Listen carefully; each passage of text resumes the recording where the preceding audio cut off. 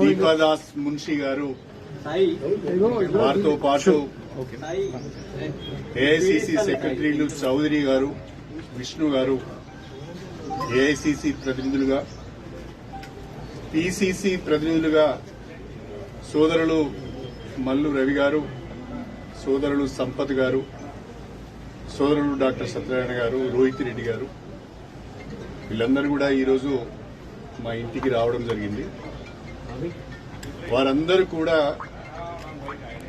అటు ఏఐసి నుంచి ఏఐసిసి నుంచి ఇటు పిసిసి నుంచి మీరు పార్టీలోకి రావాలి, తెలంగాణలో కాంగ్రెస్ పార్టీని బలోపేతం చేయడానికి మాతో కలిసి పనిచేయాలని చెప్పి ఒక ఆహ్వానం నాకు ఇచ్చారు.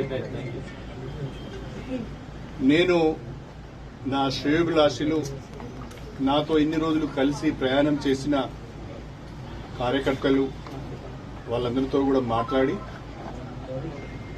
త్వరలోనే నా నిర్ణయాన్ని చెప్తానని చెప్పి పెద్దలు దాస్ మున్షి గారికి తెలియజేయడం జరిగింది.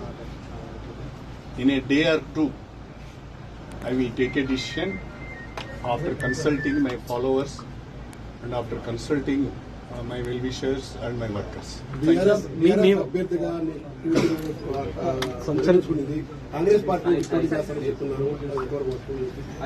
ఇంకా కాంగ్రెస్ పార్టీలోనే చేరలేదు.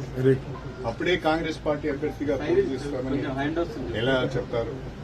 కాబట్టి yet I have not taken a decision. పోటీ చేసే అవకాశం ఉంది. I have to take a decision first.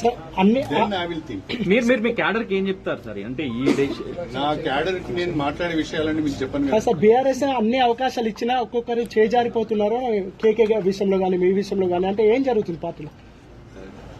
For various reasons party is losing ground. For various reasons people are moving away from BRS.